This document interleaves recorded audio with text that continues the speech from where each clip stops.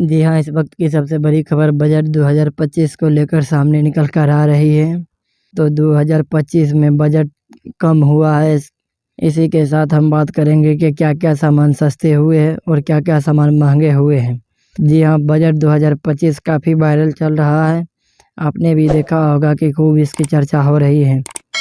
प्रधानमंत्री नरेंद्र मोदी ने अपने तीसरे कार्यकाल का पहला पूर्ण बजट पेश किया है, जो पुरानी सोच से बिल्कुल अलग है। जी हाँ, इस बजट में मिडिल क्लास को विशेष राहत देने की बात कही गई है। जी हाँ, 12 लाख तक की आय को टैक्स फ्री कर दिया गया है। यह कदम मिडिल क्लास के लोगों के लिए सरप्राइज से कम नहीं है। जी हाँ, यही कारण है कि यह बजट उनके लिए कई मायनों में ऐतिहासिक साबित हो सकता है। बजट 2025 केंद्रीय वित्त मंत्री निर्मला सीतारमण ने शनिवार को 1 फरवरी को मोदी सरकार के तीसरे कार्यकाल का दूसरा बजट पेश किया है। इस बजट में इनकम टैक्स को लेकर मिडिल क्लास को बड़ी राहत दी गई है।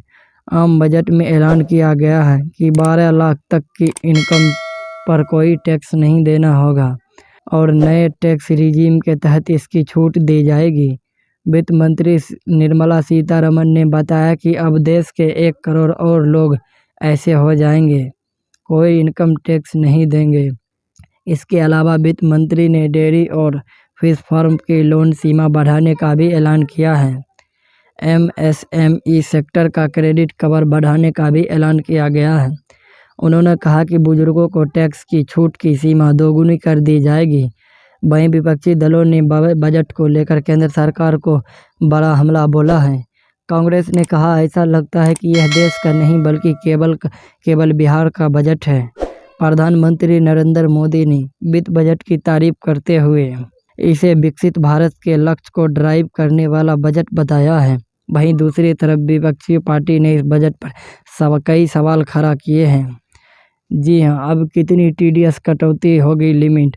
बजट में बड़ा ऐलान करते हुए वित्त मंत्री निर्मला सीतारमण ने कहा है कि अब सीनियर सिटीजन के लिए टैक्स डिडक्शन एक्ट सोर्स यानी TDS की लिमिट 50,000 रुपये से बढ़ाकर 1 लाख रुपये कर दी गई है। इसका मतलब है किसी सीनियर सिटीजन को बैंक डिपॉजिट या FD के एक वित्तीय वर्ष में दौरान 1 लाख रुपये सिर्फ ब्याज से कमाई होती है तो यह TDS कटौती के दायरे में नहीं आएगा। अब तक 50,000 रुपये तक TDS नहीं लगता था।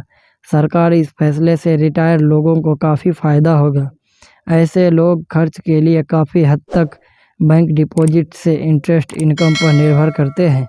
अब तक सीनियर सिटीजन को बैंक डिपॉजिट से 50,000 रुपये तक की इंटरेस्ट इनकम TDS के दायरे में नहीं आती है। इनकम टैक्स एक्ट के सेक्शन 80TTB के तहत उन्हें यह सुविधा मिलती थी।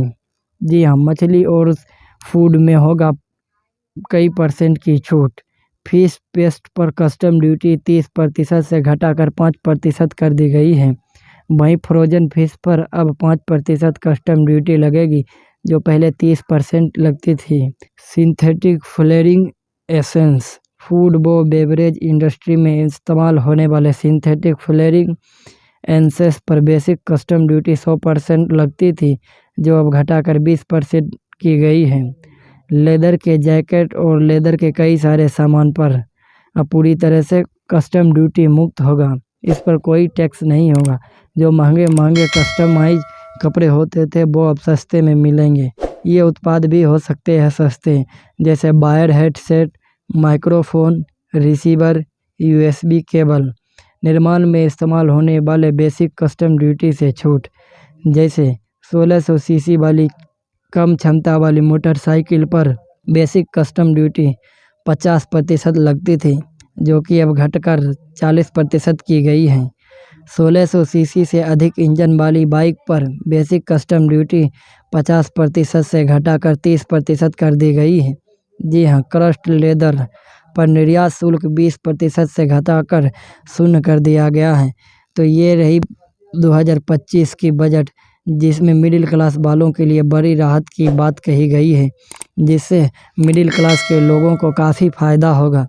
ऐसी और जानकारी वाली वीडियो के लिए अगर पहली बार चैनल पर आए हैं तो चैनल को कर दीजिए सब्सक्राइब और बेल आइकन के ऑल को प्रेस ज़रूर करें। ताकि कोई भी वीडियो जब इस चैनल पर अपलोड होगा तो सबसे पहले आप तक नोटिफिकेशन पहुंचेगा। मिलते हैं किसी अगले वीडियो में, तब तक के लिए धन्यवाद।